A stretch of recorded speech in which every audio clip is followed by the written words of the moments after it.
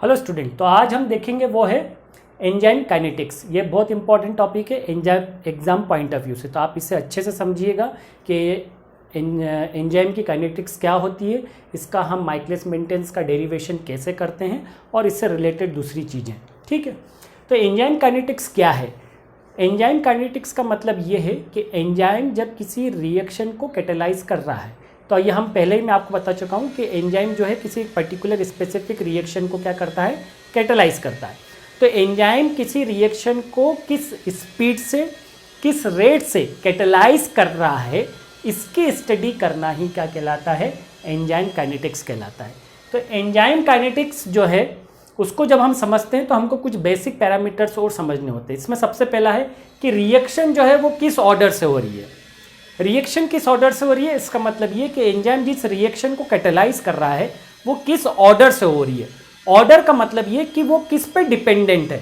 अगर मान लीजिए जो रिएक्शन कैटेलाइज की जा रही है एंजाइम के द्वारा वो सबस्ट्रेट के कंसंट्रेशन पे डिपेंडेंट है, मतलब एक ही रिएक्टेंट पे डिपेंडेंट है, हम यहाँ पे सबस्ट्रेट लिख लेते हैं, सबस्ट्रेट के कंसंट्रेशन पे डिपेंडेंट है, और ये सबस्ट्रेट को वो एंजाइम क्या कर रहा है, प्रोडक्ट में कन्वर्ट कर दे रहा है। तो ऐसी रिएक्शन जिसमें कि एक रिएक्टेंट पे पूरी रेट ऑफ रिएक्शन या हम बोलें कि स्पीड रिएक्शन की डिपेंडेंट होती है, उसको हम फर्स्ट ऑर्डर रिएक्शन बोलते हैं।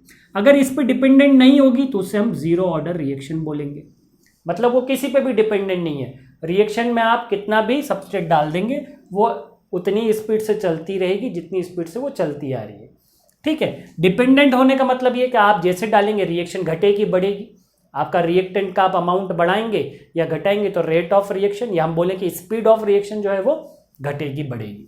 सेकेंड ऑर्डर रिएक्शन क्या है कि अगर दो रिएक्टेंट के कंसंट्रेशन पे रेट ऑफ रिएक्शन डिपेंडेंट हो, तो अगर मान लीजिए हमारे इसमें एंजाइम के कंसंट्रेशन पे भी हो और सबस्ट्रेट के कंसंट्रेशन पे भी डिपेंडेंट हो, दोनों के कंसंट्रेशन पे डिपेंडेंट हो, तो उसे हम सेकंड ऑर्डर रिएक्शन बोलते हैं। लेकिन एंजाइम जो है वो एक कांस्टेंट है, हमारी बॉडी में एक लिमिटेड मात्रा में, तो सबस्ट्रेट जो है वो फ्लक्चुएट होता है। इसलिए जब एंजाइम काइनेटिक्स पढ़ते हैं तो हमको जनरली सिर्फ दो तरह के ऑर्डर ऑफ रिएक्शन की स्टडी करना होता है। पहला है जीरोथ ऑर्डर ऑफ रिएक्शन और दूसरा है first order of reaction. First order reaction, zeroth order reaction का जो मैथमेटिकल कंबाइन जो एक्सप्रेशन दिया गया है वही माइकलिस मेंटेन इक्वेशन कहलाता है। इसको हम कुछ इस तरीके से लिखते हैं V0 V मैक्स, ठीक है, into this substrate concentration Km plus substrate concentration. ये कैसे इक्वेशन आती है ये हम बाद में देखेंगे। पहले हम इसका बेसिक देखते हैं कि ये बताता क्या है, एंजाइम काइनेटिक्स में हम क्या कर रहे हैं और ये कैसे स्टडी की जाती है।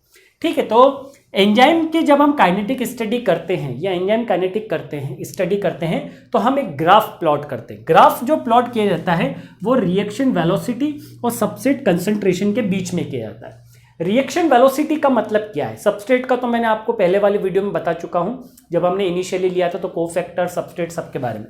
तो सबस्ट्रेट कंसंट्रेशन को हम एक्स एक्सिस पे लिखते हैं और रिएक्शन वेलोसिटी को हम वाई एक्सिस पे। रिएक्शन वेलोसिटी को आप रिएक्शन की स्पीड भी बोल सकते हैं और रेट भी बोल सकते हैं। मतलब स्पीड और रेट क्या है कि जब कोई कंसंट्रेशन सबस्ट्रेट जो है वो कितनी स्पीड से प्रोडक्ट में कन्वर्ट हो रहा है। अगर इस ज़्यादा स्पीड से कन्वर्ट हो रहा है तो वो जल्दी से फटाक से प्रोडक्ट में कन्वर्ट हो जाएगा, और अगर वो स्लो स्पीड से कन्वर्ट हो रहा है तो वो धीरे धीरे प्रोडक्ट में कन्वर्ट होगा। तो एंजाइम जो है वो इस कन्वर्जन को किस तरीके से, कितनी स्पीड से कैटेलाइज कर रहा है, यही हमको एंजाइम काइनेटिक्स में पढ़ना है। तो वेलोसिटी को मैंने यहाँ पे कैसे डिफाइन किया है कि velocity of the reaction is the process by which the concentration of substrate and the product changes with respect to the time. जब भी कोई रिएक्शन होगी तो सबस्ट्रेट का कंसंट्रेशन जो है वो समय के साथ बदलता जाएगा और प्रोडक्ट का कंसंट्रेशन भी जो है वो समय के साथ बदलता जाएगा। इसका मतलब ये कि जब रिएक्शन होगी तो प्रोडक्ट तो है वो बनता चला जाएगा और सबस्ट्रेट कंसंट्रेशन कम होता जाएगा। तो यहाँ पे अपन ने यही लिखा है, जब वेलोसिटी ऑफ रिएक्शन जब समय के साथ होगी या जब रिएक्शन कंप्लीट होगी तो थोड़े समय बाद रिएक्शन जो है वो क्या होती जाएगी, रिएक्शन में सबस्ट्रेट कंसंट्रेशन कम होता जाएगा और प्रोडक्ट का कंसंट्रेशन क्या होता जाएगा, बढ़ता जाएगा। तो इसी को हम क्या बोल रहे हैं, इसी को हम वेलोसिटी बोल रहे हैं। तो तो हम जो ग्राफ प्लॉट करते हैं वो इन दोनों चीज़ों के बीच में करते हैं, वेलोसिटी वर्सेस सबस्ट्रेट कंसंट्रेशन। अब हमको ये समझना है कि ये ग्राफ आया कैसे। तो उसके लिए हम एक छोटा सा एक्सपेरिमेंट करते हैं कि हमने एक एक्सपेरिमेंट करें या हम इसको समझने के लिए लिए कि कंटेनर लिया, उसमें कुछ एंजाइम डाल दिए। एंजाइम की संख्या जो है वो फिक्स है, क्योंकि हमारे बॉडी में एंजाइम की संख्या जो है वो लिमिटेड है। तो एंजाइम की संख्या लिमिटेड, लेकिन सबस्ट्रेट जो है वो हम कितना भी ले सकते हैं। तो सबस्ट्रेट हम इसमें लेते जाएंगे। सबस्ट्रेट और एंजाइम के रिएक्शन को अगर समझना है तो आपको एक बर्थडे पार्टी का समझना होगा। बर्थडे पार्टी को कैसे समझ सकते हैं कि एक मान लीजिए एक बर्थडे पार्टी हो रही है, उसमें 20-25 बच्चे हैं, अपन 25 बच्चे मान लेते हैं। 25 बच्चों के बीच में जैसे ही मैंने 5 चॉकलेट डाली तो सभी बच्चे उसके ऊपर टूट पड़ेंगे। ठीक, इसका मतलब ये वैसा ही हुआ कि जैसे ही मैं इस कंटेनर में जिसमें कि एंजाइम है, ठीक है, उसमें जैसे ही मैं सबस्ट्रेट को ऐड करूंगा तो सभी के सभी एंजाइम जो है वो सबस्ट्रेट पे वर्क करने लग जाएंगे। ठीक है, और सबस्ट्रेट की संख्या कम है, एंजाइम की संख्या ज़्यादा है। तो एंजाइम ज़्यादा है तो वो सबस्ट्रेट को फटाक से क्या करेंगे, प्रोडक्ट में कन्वर्ट कर देंगे। तो इस वक्त जो हम ग्राफ प्लॉट करेंगे, एक रिएक्शन हुई, हमने वेलोसिटी को क्या बोला है कि कंसंट्रेशन ऑफ सबस्ट्रेट कम हो जाना, थोड़े समय बाद वो प्रोडक्ट का बढ़ जाना। तो प्रोडक्ट बनेगा तो इसका मतलब कोई रिएक्शन हुई है, उसकी कोई स्पीड है। उसको जब हम इसमें प्लॉट करेंगे तो सबस्ट्रेट का कंसंट्रेशन इनिशियल लेवल पे और उससे होने वाली वेलोसिटी को हम ऐसा करेंगे, और ये हर बार हम सबस्ट्रेट डालते जाएंगे। इसका मतलब ये कि अगर बर्थडे पार्टी में 25 बच्चे हैं और हमने उसमें 5 डाली तो फिर 5-10 डालेंगे, फिर 5-10 डालेंगे, ऐसे हम करते चलेंगे। सबस्ट्रेट जो है वो ऐड करते चलेंगे लगातार एंजाइम में, और उससे होने वाली रिएक्शन की जो वेलोसिटी, जो स्पीड है, उसको हम इधर वाई एक्सिस पे, और सबस्ट्रेट कंसंट्रेशन हमारा बढ़ता जा रहा है तो उसे हम इस तरीके से प्लॉट करते चलेंगे। तो इस ग्राफ में यही प्लॉट दिखाया गया है, लेकिन इस ग्राफ में 2 चीजें हैं। ठीक है, इनिशियली लेवल पे अगर मैं बहुत स्टार्टिंग पॉइंट पे आऊं, ठीक है, आप यहां पे देखिएगा, इनिशियली लेवल पे ये जो ग्राफ है वो एक स्ट्रेट लाइन को शो करता है। स्ट्रेट लाइन मतलब सीधी ग्राफ को, एक सीधी लाइन बन रही है। सीधी लाइन बन रही है इसका मतलब ये कि वो प्रोपोर्शनल है। प्रोपोर्शनल किसके, कि जितना मैंने सबस्ट्रेट इसमें डाला उतना एंजाइम जो है वो उस पर वर्क किया और उसकी स्पीड उस हिसाब से बढ़ती जा रही है। तो जैसे जैसे मैं सबस्ट्रेट डालता जा रहा हूँ वैसे वैसे एंजाइम अपना काम करता जा रहा है और रिएक्शन की स्पीड जो है क्या होती जा रही है, ये हम बोलें कि रेट जो है वो धीरे धीरे बढ़ता चला जा रहा है। तो अगर हम बर्थडे पार्टी की देखें तो जैसे जैसे हम टॉफी डालते जा रहे हैं बच्चे फटाफट उसे लेते जा रहे हैं। ठीक है, लेकिन एक समय ऐसा आएगा कि आप कितना भी सबस्ट्रेट इसमें डाल देंगे, एंजाइम का काम करने का जो स्पीड है वो उतना ही रह जाएगा। तो ये वाला जो पॉइंट है, सॉरी, ये वाला जो पॉइंट है, ये यही पॉइंट है। ये वो पॉइंट है जब हमने सबस्ट्रेट बहुत सारा डाल दिया है एंजाइम में और उस पे जो उसकी रिएक्शन की वेलोसिटी है वो एक कांस्टेंट हो गई है। ठीक है, या हम बोलें कि उसकी स्पीड जो है वो कांस्टेंट हो गई है। अब आप कितना भी सबस्ट्रेट डालेंगे, एंजाइम जो है उसे एक निश्चित मात्रा के प्रोडक्ट में ही कन्वर्ट कर पाएगा, सभी सबस्ट्रेट को नहीं कर पाएगा। लेकिन इनिशियली क्या हो रहा था, जैसे ही आपने सबस्ट्रेट डाला वो फटाक से उसको पूरे के पूरे सबस्ट्रेट को क्या कर दे रहा था, प्रोडक्ट में कन्वर्ट कर दे रहा था। तो ये उसकी मैक्सिमम कैपेसिटी है, किसकी, एंजाइम की। यहाँ पे वो अपनी पूरी ताकत से और पूरी स्पीड से उस रिएक्शन को कैटेलाइज कर रहा है। इसके आगे वो नहीं जा पाएगा। आप कितना भी सबस्ट्रेट डाल दीजिए, उसकी वेलोसिटी, उसकी स्पीड नहीं बढ़ेगी। ठीक है, हम भी जैसे दौड़ रहे हैं तो शुरू में हम तेज दौड़े, फिर धीरे दौड़े, फिर हम एक कांस्टेंट स्पीड से दौड़ते चले जाए। अब आप कितना भी जोर लगा लीजिए, हम उससे ज़्यादा स्पीड से नहीं दौड़ पाते। तो ऐसा एंजाइम का भी शुरुआत में तेज रिएक्शन दिखाएगा, फिर धीरे धीरे रिएक्शन जो है वो कम होती जाएगी और बढ़ेगी नहीं। सबस्ट्रेट के कंसंट्रेशन के कारण एकदम से ये ऐसी नहीं जाएगी, एकदम ऐसी बाहर नहीं जाएगी, ये ऐसी कर्व में कन्वर्ट हो जाएगी। ऐसा क्यों, क्योंकि एंजाइम जो है वो एक निश्चित मात्रा में ही सबस्ट्रेट को प्रोडक्ट में कन्वर्ट कर पाएगा। ये उसकी मैक्सिमम कैपेसिटी हो जाएगी। तो वो अपनी मैक्सिमम कैपेसिटी पे जब होगा तो उसी को हम क्या बोलते हैं, वी मैक्स। मतलब ये वो वेलोसिटी या बोले हम स्पीड है रिएक्शन की, जब एंजाइम सबसे ज्यादा अपनी पूरी कैपेसिटी के साथ सबस्ट्रेट को प्रोडक्ट में कन्वर्ट कर रहा है। तो हमने यहां पे यही लिखा है, initially the starting point of the reaction when we added the small amount of the substrate, जब हमने शुरुआत में सबस्ट्रेट का कंसंट्रेशन कम है, ठीक है, the curve resemble like a straight chain, straight line. तो जो ये कर्व है वो एक स्ट्रेट लाइन की तरह दिखा रहा है, मतलब ये वाला जो हिस्सा है कर्व का वो एक स्ट्रेट लाइन को शो कर रहा है, ठीक है। और ये लीनियरिटी को बता रहा है। लीनियरिटी का मतलब लीनियर होना, मतलब एक दूसरे पे डिपेंडेंट होना। एक दूसरे पे डिपेंडेंट होना मतलब रिएक्शन वेलोसिटी जो है वो सबस्ट्रेट के कंसंट्रेशन पर डायरेक्टली डिपेंडेंट होगी। जैसे जैसे हम सबस्ट्रेट का कंसंट्रेशन बढ़ाते जाएंगे रिएक्शन वेलोसिटी शुरुआती तौर में बढ़ रही है, लेकिन जब हम बहुत ज्यादा कंसंट्रेशन बढ़ा देंगे, when the substrate concentration increases the velocity of reaction decreases. जब हम और कंसंट्रेशन ऑफ सबस्ट्रेट बढ़ाते चलेंगे तो थोड़े समय बाद जो रिएक्शन वेलोसिटी है वो डिक्रीज हो जाएगी, ठीक है। वो ऐसी बढ़नी चाहिए थी लेकिन वो क्या हो जा रही है, डिक्रीज होती जा रही है। इसका मतलब क्या, the rate at which enzyme catalyse the maximum, ये वो वेलोसिटी वो स्पीड है जब एंजाइम अपनी मैक्सिमम कैपेसिटी लिए हुए हुआ है और मैक्सिमम सबस्ट्रेट को वो प्रोडक्ट में कन्वर्ट कर पा रहा है, ठीक है। अब आप इसमें कितना भी सबस्ट्रेट डालेंगे वो एक उस निश्चित अमाउंट ऑफ सबस्ट्रेट को ही जो है वो उसमें कन्वर्ट कर पाए। ये सिमिलरली वैसी बात हो गई। अब आप उन्हीं 25 बच्चों के बर्थडे पार्टी में आप 200 टॉफी डाल दीजिए तो वो थोड़ी समय बाद एक निश्चित समय तक ही वो उसको ग्रैब कर पाएंगे, ठीक है। उसके बाद वो कांस्टेंट हो जाएगा, ठीक। तो at this level the reaction follow the zeroth order reaction. अब ये जीरोथ ऑर्डर रिएक्शन का मतलब मैंने क्या बताया था आपको कि वो किसी पे भी डिपेंडेंट नहीं होगी, ठीक है। तो यहां पे अब वो किसी पे भी डिपेंडेंट नहीं है। सबस्ट्रेट आप कितना भी डालेंगे रिएक्शन की वेलोसिटी पे कोई फर्क नहीं पड़ेगा, तो वो independent to the substrate concentration होगी। तो रेट ऑफ रिएक्शन या वेलोसिटी हम बोले या हम बोले स्पीड, वो इनडिपेंडेंट हो गई है सबस्ट्रेट के कंसंट्रेशन पे। सबस्ट्रेट आप कितना भी डालेंगे वो बढ़ेगी नहीं। शुरुआत में जब हम सबस्ट्रेट इनिशियली डाले थे तो वो एकदम से बढ़ जा रही थी। तो ये पॉइंट्स को आपको इनिशियली याद रखना है।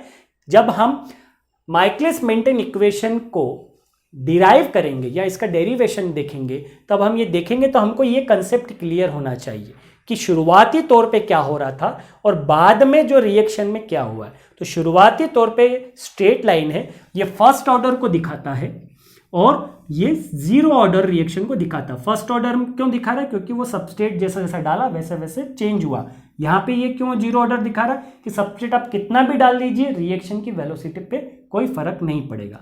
अब माइकलिस मेंटेन ने क्या किया है, इन दोनों इस पूरे कर्व को अपनी इस इक्वेशन के द्वारा प्रूफ किया है, ठीक है, जिसको मैथमेटिकली एक्सप्रेस किया है। इसीलिए हम माइकलिस मेंटेन इक्वेशन जो है वो एंजाइम काइनेटिक्स में पढ़ते हैं। इस वाली रिएक्शन को सिर्फ स्ट्रेट लाइन को हम एक और इक्वेशन से बता सकते हैं, y = mx + c, लेकिन ये इक्वेशन जो है वो इस पॉइंट पे एप्लीकेबल नहीं होती है जबकि रिएक्शन वेलोसिटी इंडिपेंडेंट हो गई, ठीक है। तो वो स्ट्रेट लाइन पे तो एप्लीकेबल हो जाएगी लेकिन इतने पार्ट पे एप्लीकेबल नहीं हो पाएगी, ठीक है। इसलिए हम इस मैथमेटिकल एक्सप्रेशन से y = mx + c से हम इस पूरे कर्व को हम जस्टिफाई नहीं कर सकते। तो इस पूरे कर्व को जस्टिफाई करने के लिए ही हम माइकलिस मेंटेन इक्वेशन को ड्रॉ किए हैं। तो हम अभी देखते हैं कि ये कैसे हमने माइकलिस मेंटेन इक्वेशन का डेरिवेशन हम करते हैं। चलिए तो अब हम देख लेते हैं माइकलिस मेंटेन इक्वेशन कैसे ड्रॉ की जाएगी या डिराइव करेंगे हम कैसे माइकल मेंटेन। तो हमारी माइकलिस मेंटेन इक्वेशन क्या थी, V0 = Vmax * the substrate concentration upon Km + substrate concentration. तो जब हम माइकलिस मेंटेन इक्वेशन को डिराइव करेंगे तो इसको डिराइव करने के लिए हमको एक इक्वेशन ड्रॉ करनी पड़ेगी और इस इक्वेशन में हमने लिखा है कि एंजाइम जो है वो सबस्ट्रेट के साथ रिएक्ट कर रहा है और एक कॉम्प्लेक्स बना रहा है। ये कॉम्प्लेक्स जो कहलाता है वो एंजाइम सबस्ट्रेट कॉम्प्लेक्स कहलाता है। ये एक इंटरमीडिएट प्रोडक्ट होता है। अभी इस कंडीशन में ना तो वो पूरी तरह से फ्री एंजाइम और फ्री सबस्ट्रेट है और ना ही वो प्रोडक्ट बना है, वो एक बीच का स्टेज है। ये एंजाइम सबस्ट्रेट कॉम्प्लेक्स जो है फिर फर्दर कन्वर्ट होगा काय में, प्रोडक्ट में, और रिलीज कर दिया जाएगा किसको, एंजाइम को। तो ये एक रिएक्शन होती है जब भी कोई एंजाइम किसी सबस्ट्रेट को प्रोडक्ट में कन्वर्ट करता है। तो हमको यहां पे ये समझना जरूरी है। अब यहां पे K1 और K2, तो ये रेट कांस्टेंट है कि जिस रेट से इसने ये कॉम्प्लेक्स को बनाया, ये कॉम्प्लेक्स जो है ये रिवर्सिबल इन नेचर है। ये वाली reaction formation of this enzyme substrate complex from enzyme और सबस्ट्रेट, मतलब एंजाइम और सबस्ट्रेट जब आपस में रिएक्ट करेंगे और जब एंजाइम सबस्ट्रेट कॉम्प्लेक्स बनाएंगे तो ये एक रिवर्सिबल रिएक्शन है, ये वापस से इस डायरेक्शन में भी आओ। तो इधर वाले डायरेक्शन का जो हमारा रेट कांस्टेंट है वो हम बोलते हैं उसको K1, और वापस से इसके टूटने से जो कम एंजाइम और सबस्ट्रेट बनेगा उसका रेट कांस्टेंट कितना कहलाएगा, K2। तो इसको हम रेट कांस्टेंट बोलते हैं। ऐसा का ऐसा ये एंजाइम सबस्ट्रेट कॉम्प्लेक्स जो है वो प्रोडक्ट में कन्वर्ट होगा, और प्रोडक्ट जो है sometimes may be it will be converted into the enzyme substrate complex. लेकिन इस इक्वेशन से हम बहुत इजीली माइकलिस मेंटेन इक्वेशन को डिराइव नहीं कर सकते। तो उस इक्वेशन को डिराइव करने के लिए हमें इस इक्वेशन को सिंप्लीफाई करना होगा। तो हम इस इक्वेशन को सिंप्लीफाई करके यहां पे ऐसा लिख सकते हैं। इस इक्वेशन में मैंने क्या किया है, यहां पे एक बैक वाला जो था जिसको हम K4 कांस्टेंट बोल सकते हैं, रेट कांस्टेंट, मतलब प्रोडक्ट जो है वो वापस से इस ES कॉम्प्लेक्स में रिकन्वर्ट हो रहा है, वो वाले को हमने ओमिट किया है या हमने उसको छोड़ दिया है। ऐसा क्यों किया है, हम ये जब ले रहे हैं तो ये एट इनिशियल लेवल ले रहे हैं। इनिशियल लेवल पे मतलब जब रिएक्शन जस्ट स्टार्टिंग पॉइंट पे है, तो जब इनिशियल लेवल पे है तो ये एंजाइम सबस्ट्रेट कंसंट्रेशन जो है ये बहुत कम बनेगा, क्योंकि सबस्ट्रेट का कंसंट्रेशन इनिशियल लेवल पे कम होगा। तो ये कम बनेगा तो इसका प्रोडक्ट में कन्वर्जन जो है वो भी कम होगा। अगर प्रोडक्ट में कन्वर्जन कम है मतलब प्रोडक्ट का कंसंट्रेशन कम है, तो इसकी पॉसिबिलिटी कि ये वापस से इस कॉम्प्लेक्स में कन्वर्ट हो जाए, इसकी पॉसिबिलिटी बहुत कम होगी। ये कब की बात कर रहे हैं हम, शुरुआत में जब एंजाइम जस्ट कैटेलाइज करना चालू किया। तो एट द स्टार्टिंग पॉइंट जब हम इसको स्टडी करेंगे तो हम इस रिएक्शन को इस तरीके से लिख सकते हैं, E is equal to E plus S, मतलब एंजाइम प्लस सबस्ट्रेट, ठीक है। इसको हम रेट कांस्टेंट देंगे K1 और ये क्या बनाएगा, एंजाइम सबस्ट्रेट कॉम्प्लेक्स। फिर इसकी ये रिवर्स रिएक्शन है और एंजाइम सबस्ट्रेट कॉम्प्लेक्स जो है वो प्रोडक्ट में कन्वर्ट होगा by the K3 rate constant. तो इस रिएक्शन को हम इस तरीके से सिंप्लीफाई कर सकते हैं इन दिस वन। और ये हम कब किस कंडीशन पे ले रहे हैं, जब इनिशियल लेवल पे हम स्टडी कर रहे हैं। तो चूंकि हम रिएक्शन को हमेशा इनिशियल लेवल से स्टार्ट करेंगे और उसको यहां तक लेकर आएंगे। चलिए, जब हम इनिशियल लेवल की बात कर रहे हैं तो इनिशियल लेवल पे जो वेलोसिटी होगी रिएक्शन की उसको हम डिनोट करेंगे V0 से। तो हमने यहाँ पे वेलोसिटी को डिनोट किया V0 से। अब चूंकि वेलोसिटी जो है मैंने आपको पहले बताया कि वेलोसिटी कब हम होती है कि जब प्रोडक्ट फॉर्मेशन होता है, तो इसका मतलब जब इसका फॉर्मेशन होगा वही यहाँ पे कंसंट्रेशन आएगा। तो यहाँ पे हमने ये लॉ ऑफ मास एक्शन के हिसाब से लिखा है कि ये इसका कंसंट्रेशन हमने लिया है। सो इसको हम इक्वेशन देंगे तो ये इक्वेशन बनेगी इनिशियल लेवल की वेलोसिटी को डिनोट कर रही है। तो V0 is equal to K3 into concentration of this complex, ठीक है, एंजाइम सबस्ट्रेट कॉम्प्लेक्स। इसको हम दे रहे हैं equation number 1 and this equation is derived when the small amount of the product form या some product is only form, ठीक है। ये तभी हम ले रहे हैं तो क्योंकि हमने ये पूरा कंसिडरेशन कब लिया है, इनिशियल लेवल की रिएक्शन पे लिया है, इसलिए हमने K4 को क्या किया है, हमने नेग्लिजिबल मानते हुए उसे हटा दिया टू मेक इट सिंप्लीफाई। तो ये हमारी रिएक्शन नंबर 1 है, इसी से हम आगे बढ़ेंगे इस तरफ से। अब जब हम derivation of Michaelis Menten equation करते हैं तो हमको सबसे ज्यादा जो कंसंट्रेशन जिस चीज पे करना होता है इस पूरे मैकेनिज्म में वो है ये बीच वाला इंटरमीडिएट। ES की जो बिहेवियर है, इस कॉम्प्लेक्स का जो बिहेवियर है, यही हमको माइकलिस मेंटेन इक्वेशन को ड्रॉन करने में या डिराइव करने में हेल्प करता है। तो हम यहां पे यही करते हैं। अब इस इक्वेशन में हम यहां पे ले लेते हैं क्योंकि ये इसका सिंप्लीफाई फॉर्म है, हम इसी से कर रहे हैं। इस इक्वेशन में ये एंजाइम सबस्ट्रेट कॉम्प्लेक्स जो है ये इसके पास दो पॉसिबिलिटी है, ये या तो ये इस प्रोडक्ट में कन्वर्ट हो जाएगा या ये वापस से इसमें रीजनरेट हो जाएगा। तो इस ES पे मैं बोल रहा हूं कि जो भी हम इक्वेशन डिराइव करेंगे वो पूरा दामोदर इस ES पे होगा कि ये जो इंटरमीडिएट बना है ये किस तरीके से बिहेव करता है। अगर ये ऐसा बन जाएगा तो प्रोडक्ट नहीं होगा, वेलोसिटी नहीं आ पाएगी, और अगर ये ऐसा चली जाएगी तो मतलब प्रोडक्ट बन जाएगा और रिएक्शन की वेलोसिटी जनरेट हो जाएगी। तो जो हमें को जो काइनेटिक्स डिराइव करना है या स्टडी करना है तो उसका सारा जिम्मा जो है वो ES कॉम्प्लेक्स पे डिपेंडेंट हो जाता है। इसलिए हम यहाँ पे जो देख रहे हैं वो ES कॉम्प्लेक्स ही देख रहे हैं। मैं इसको कलर कर देता हूं तो आपको ये दिखने में आसानी होगी। तो आप नोट डाउन करते चलिएगा। तो यहां से हम आ गए यहां तक, ये इनिशियल लेवल की वेलोसिटी हमने डिराइव करी है ना, जब reaction at the starting point पे। तो हम जब लॉ ऑफ मास एक्शन इस ES पे अप्लाई करते हैं तो हमको दो तरीके की चीजें मिलती है कि ES का फॉर्मेशन होना और ES का ब्रेकडाउन होना। तो रेट फॉर्मेशन ऑफ ES मतलब ये ES इस कॉम्प्लेक्स का फॉर्मेशन कैसे हुआ, तो ES जो है उसको हम देंगे K1, चूंकि फॉर्मेशन जो है वो K1 रेट कांस्टेंट से हो रहा है, इस तरह से जब रिएक्शन जाएगी तभी ES का फॉर्मेशन होगा। तो K1 concentration of enzyme into concentration of substrate. लेकिन जो इस ES का जो ब्रेकडाउन है ये दो तरीके से हो सकता है, या तो ये प्रोडक्ट में कन्वर्ट हो जाएगा या ये वापस से इस एंजाइम और सबस्ट्रेट में अलग अलग हो जाएगा। तो यहां पे हमने जो rate of breakdown of ES लिखा है वो हम इस तरीके से लिखेंगे K2 क्यों, क्योंकि ये वाली रिएक्शन है तो हम ये इसका लॉ ऑफ मास एक्शन के हिसाब से हम इसको मानेंगे और K2 जो है इसमें फॉर्मेशन होगा, या फिर K3 तो उसमें भी यही लॉ ऑफ मास एक्शन में जो आएगा कंसंट्रेशन ऑफ ES आएगा। तो हमने यहां पे जो मेंशन किया है वो यही किया है कि K2 into ES plus K3 into ES। ये ऐसा क्यों, क्योंकि ES जब ब्रेक होता है तो वो दो कंडीशन में जा सकता है, किसी भी एक दोनों में से किसी भी एक कंडीशन में जा सकता है। तो चूंकि हमको यहां पे डिराइव करना तो हम दोनों कंडीशन को कंसीडर कर रहे हैं।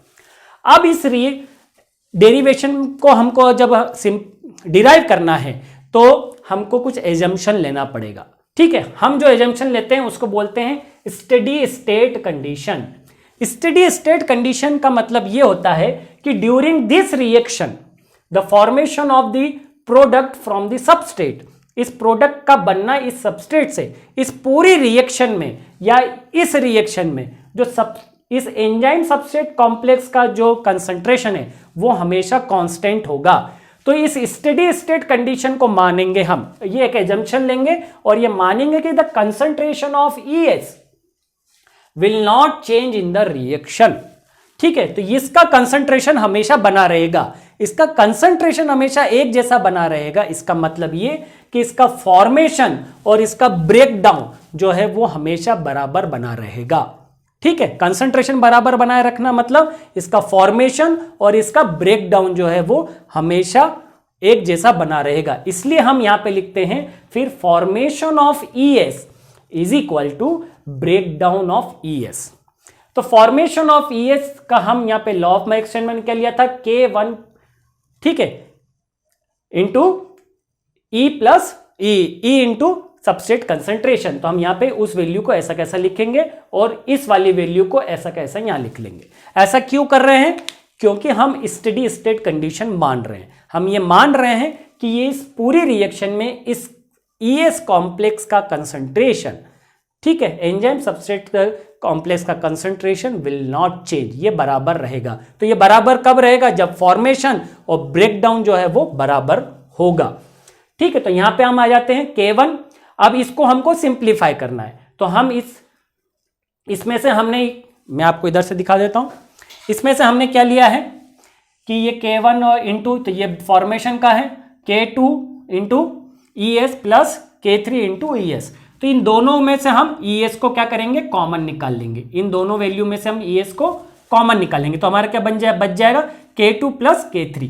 अब एक जैसी वैल्यू को हम एक तरफ ले जाएंगे तो ES इंटू E का कंसंट्रेशन प्लस इंटू सबस्ट्रेट का कंसंट्रेशन अपॉन इस ES को हम नीचे ले गए और ये K1 की वैल्यू यहां आ गई। ये जो बना है K2 plus K3 upon K1, इसी को हम क्या बोलते हैं, Km।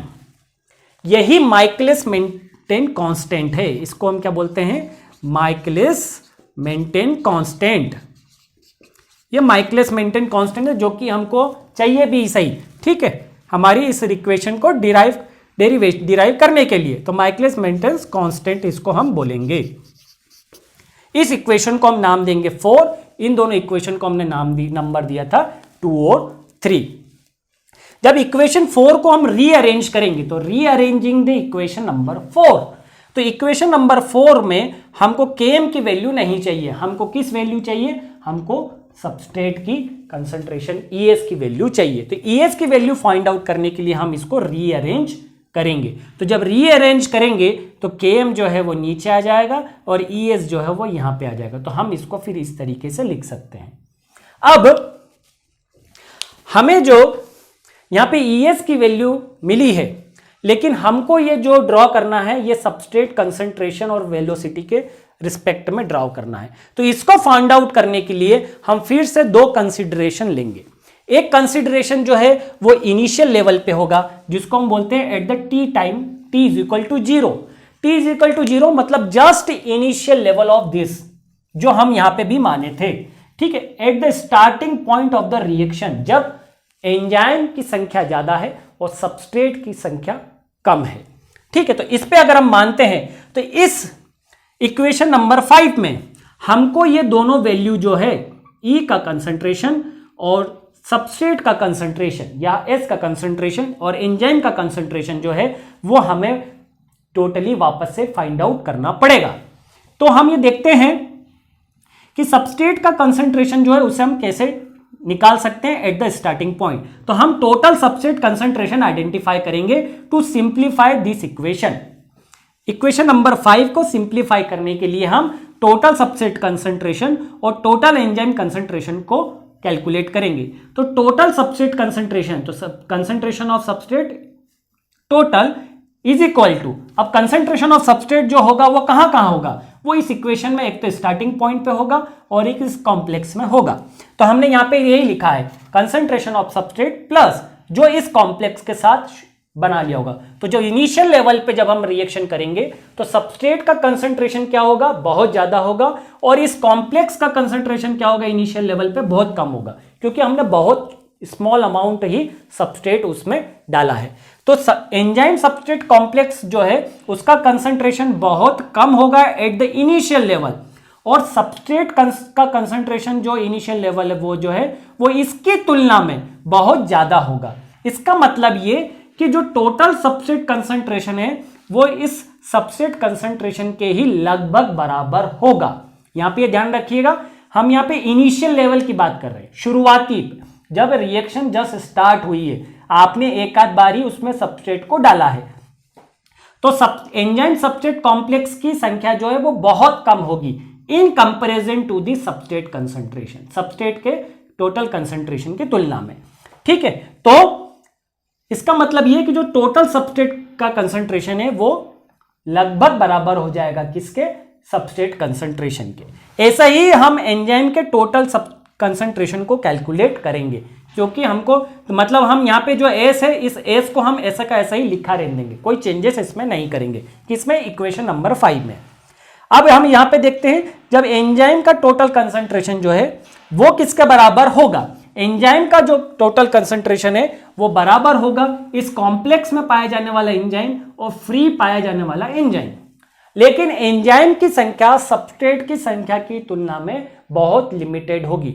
तो जैसे हमने यहां पे टोटल सबस्ट्रेट कंसंट्रेशन को सबस्ट्रेट का ही कंसंट्रेशन मान लिया था, कॉम्प्लेक्स को हमने नेग्लिजिबल माना था, ऐसा हम यहां पे नहीं कर पाएंगे। क्यों, क्योंकि चूंकि अमाउंट ऑफ एंजाइम जो है वो बहुत कम है, और ऐसे केस में अगर हम substrate complex enzyme substrate complex का कंसंट्रेशन को बहुत कम नहीं मानते, तो जैसे ही हम सबस्ट्रेट डालेंगे तो बहुत सारा एंजाइम जो भी हमारे पास अवेलेबल है वो 50-50 लगभग, या हम बोलें कि 60-40 के आसपास का उसमें रेशो आ जाएगा। तो शुरुआत में ही एंजाइम जो है वो बहुत ज्यादा ऑक्यूपाई हो जाएगा इन द रिएक्शन, शुरुआत में ही। लेकिन सबस्ट्रेट ऐसा नहीं होता, क्योंकि सबस्ट्रेट की संख्या हमेशा ज्यादा होती है, हमने प्रॉपर्टीज में भी ये पढ़ा था। ठीक है, तो एक ही एंजाइम जो है वो बहुत सारे सबस्ट्रेट को कैटेलाइज करता है, ये हमने प्रॉपर्टीज में पढ़ा था। तो यहां पे हम यही बोल रहे हैं कि एंजाइम जो है उसकी वैल्यू कम है, इसलिए हम टोटल एंजाइम को जो है यहां पे टोटल इस एंजाइम के सिंगल कंसंट्रेशन को नहीं मान सकते, ये इन दोनों के कंसंट्रेशन के बराबर ही होगा। अब हमको इस इक्वेशन में क्या चाहिए, ई की वैल्यू, तो इस ई को हम ले जाएंगे इस तरफ और इस टोटल को ले जाएंगे इस तरफ, मतलब इस वैल्यू को हम इधर ले जाएंगे तो ये माइनस में आ जाएगी। Put this value into this equation, इस ई की वैल्यू को आपको यहां पे पुट करना है। तो putting in the equation number 1, अब ये इक्वेशन जो है वो यहां पे इस तरीके से हो जाएगी। तो ES concentration of enzyme substrate complex is equal to, अब इस E की जगह हमको क्या लिखना है, ये वाली वैल्यू लिखना है, ठीक है। तो concentration of total enzyme minus concentration of ES complex into substrate concentration, तो हमने यहां पे ये लिखा अपॉन Km वैल्यू। इसको आपको सिंप्लीफाई करना है, तो आपको क्या करना है, इस वैल्यू को आप इस तरफ ले जाइए और इसका एक बार इसमें मल्टीप्लीकेशन कीजिए और एक बार इसमें मल्टीप्लीकेशन कीजिए। तो आपको जब इस S को इस टोटल कंसंट्रेशन में मल्टीप्लाई करेंगे तो E का total concentration into subset concentration आएगा, और जब इस S का आप इस ES कॉम्प्लेक्स के कंसंट्रेशन में मल्टीप्लाई करेंगे तो ES इनटू सबसेट कंसंट्रेशन होगा माइनस की साइन के साथ, क्योंकि यहां पे ये माइनस साइन है। और हम क्या करें, इस Km वैल्यू को इस तरफ लेंगे तो हमको ये पूरी इक्वेशन मिलेगी। इस इक्वेशन को हमको फिर से सिंप्लीफाई करना है। अब इसमें हम क्या करेंगे, जो एक जैसी वैल्यूज है उसे हम एक तरफ कर लेंगे और तो हम इस वैल्यू को उठा के इस तरफ ले जाएंगे। तो इस वैल्यू को उठा के जब हम इस तरफ ले जाएंगे तो ये वाली इक्वेशन हमको बनेगी concentration of ES into Km plus, क्योंकि ये वाली माइनस वाली वैल्यू को हम उस तरफ ले गए तो ES और ये concentration of ES into concentration of substrate, ठीक है, इज इक्वल टू ये वाली वैल्यू जो है हमारी concentration of total enzyme into concentration of substrate, ये यहां पे रह जाएगी। अब इस दोनों वैल्यू में से हमको ES जो है वो कॉमन ले लेंगे, तो हमने यहां पे ये जो है ES को कॉमन ले लिया, ठीक है। अब इसमें क्या बचेगा, अगर हम इन दोनों को कॉमन ले लेंगे तो Km प्लस S बचेगा, तो हमने यहां पे Km प्लस S लिख लिया, ठीक है। ये वैल्यू ऐसी की ऐसी ही रहने दी। अब इसको फिर से हमने रीअरेंज किया, ठीक, इस वैल्यू को हम वापस से इसकी नीचे ले आएंगे तो ये Km upon subset concentration total का हो गया। दिस इज द इक्वेशन, और इस इक्वेशन को हमको पुट करना है इक्वेशन नंबर 1। इक्वेशन नंबर 1 हमारी कौन सी थी, ये वाली। तो V0 is equal to K3। अब आप जब इस इक्वेशन को पुट करेंगे तो ये ES की वैल्यू को हमने इस ES की वैल्यू को हम यहां पे पुट कर रहे हैं, ठीक है। तो ये इक्वेशन जब हम पुट करेंगे तो V0 हमने यहां लिखा, K3 ऐसा कैसे ही आ जाएगा, ES की वैल्यू हम यहां से लिए हैं, तो ये है concentration of total enzyme into substrate concentration upon Km plus substrate concentration. तो हमने इसको थोड़ा सा रीअरेंज करके लिखा है, तो आप इसको इसी तरीके से लिखिएगा, कंसंट्रेशन ऑफ टोटल एंजाइम, ठीक है, into substrate concentration upon Km plus substrate concentration, ठीक। अब ये है हमारी इक्वेशन नंबर 8। यहां पे हमारी ये वैल्यू जो हमने इनिशियल से स्टार्ट करी थी कि हम इनिशियल लेवल पे स्टार्ट कर रहे हैं, अब हमको इसकी एक और कंडीशन लेनी पड़ेगी, और वो है इस कंडीशन पे जब रिएक्शन जो है मैक्सिमम वेलोसिटी दे रही हो, मतलब Vx वाली वैल्यू पे। हमने अभी इनिशियल वैल्यू पे समझा था, जो पहली कंडीशन ली वो यहां की थी, अब दूसरी जो कंडीशन लेंगे वो हम यहां की लेंगे, ठीक है। तो now when the reaction reaches to the Vmax, अब जब हमको ये इक्वेशन नंबर 8 मिल गई तो हम बताएंगे कि ये रिएक्शन जब मैक्सिमम वैल्यू पे पहुंचती है, मतलब इस वैल्यू पे पहुंचती है, तो क्या होगा। तो इस इक्वेशन को जब हम लिखेंगे तो वो इस रिस्पेक्ट में लिखेंगे, ठीक है, इस तरीके से लिखेंगे Vmax K3 इंटू EX, ठीक है। EX से क्यों ले रहे हैं, क्योंकि ये मिडिल पॉइंट है, यही सब गवर्न कर रहा है। मैंने आपको शुरू में बोला था, इसी से सारा हम कैलकुलेट कर रहे हैं, ठीक है। तो हम आ जाते हैं फिर फ्रॉम द इक्वेशन नंबर 7। अब इक्वेशन नंबर 7 क्या थी हमारी, इक्वेशन नंबर 7 ये बोलता था कि टोटल एंजाइम का कंसंट्रेशन जो है वो एंजाइम कंसंट्रेशन के और प्लस ES कंसंट्रेशन के बराबर होगा, ठीक है। ऐसे में हम इस वैल्यू से क्या ले सकते हैं, इस वैल्यू से जब हम इस इक्वेशन को, इक्वेशन नंबर 7 को, ये वाली इक्वेशन जो मैं बता रहा हूं आपको, है ना, इस इक्वेशन पे E टोटल जो है वो ES के बराबर होगा, क्योंकि जब मैक्सिमम वेलोसिटी होगी तो फ्री एंजाइम तो अवेलेबल ही नहीं होगा, ठीक है। इसलिए हम ES इक्वेशन, जो इक्वेशन नंबर 7 है, वो हम इस तरीके से लिख सकते हैं, एंजाइम का total concentration is equal to concentration of ES। क्यों? क्योंकि इस इक्वेशन नंबर 7 में ये जो E लिख रहे हैं हम इनिशियली, ये तो मैक्सिमम वेलोसिटी पे अवेलेबल ही नहीं होगा, क्योंकि फ्री एंजाइम तो होगा ही नहीं, क्योंकि सारा एंजाइम जो है वो सबस्ट्रेट को कन्वर्ट करने में यूज हो जाएगा, तभी तो वो कांस्टेंट हो जाएगा। ठीक है, तो यहां पे जब हम इसको सॉल्व करें, यहां पे हमने इनिशियली में माना था कि ये जो E का टोटल है ये इन दोनों के बराबर होता है, लेकिन जब हम मैक्सिमम पे जाएंगे तो ये मानेंगे, ये बताएंगे, क्योंकि यहां पे एंजाइम जो है वो फ्री फॉर्म में है ही नहीं। इनिशियल में तो वो फ्री भी था और सब कॉम्प्लेक्स में भी था, यहां पे अब एंजाइम फ्री नहीं है। तो हम यहां पे जो फ्रॉम इक्वेशन 7 से जो एंजाइम का टोटल कंसंट्रेशन है उसको मान लेंगे कि ये कंसंट्रेशन ऑफ ES के बराबर होता है। इस टोटल कंसंट्रेशन को हम पुट करेंगे इस जगह, ठीक है, इस कंसंट्रेशन को हम पुट करेंगे इस जगह। ठीक है, तो Vmax is equal to K3। ये Vmax की इक्वेशन कैसे आई? जैसे कि इनिशियल वाली आई थी, तो V0 K3 into concentration of enzyme substrate complex. ऐसे ही Vmax की हमने इक्वेशन लिखी, Vmax is equal to K3 into enzyme substrate complex. इस ES को जगह हम E टोटल लिखेंगे, तो ये E टोटल लिख दिया हमने इसकी जगह। अभी इस E टोटल की वैल्यू, ठीक है, हम इसको रीअरेंज करेंगे तो हमको E टोटल की वैल्यू मिल जाएगी। E टोटल की वैल्यू में जो मिलेगा वो है Vmax upon K3। Put this equation into the equation number 8। इस इक्वेशन में हमको इसको पुट करना है, तो E टोटल की वैल्यू, यहां पे जो E टोटल की वैल्यू है वो हम यहां से पुट करेंगे। ठीक है, तो E टोटल की वैल्यू कितनी है? Vmax upon K3। तो इक्वेशन नंबर 8, तो equation V0 is equal to V0 K3 into K is equal to K3। अब E टोटल की जगह हमको क्या लेना है? Vmax upon K3। तो हम यहाँ पे Vmax अपॉन K3 लेंगे, बाकी सब ऐसा कैसे, substrate concentration upon Km plus substrate concentration.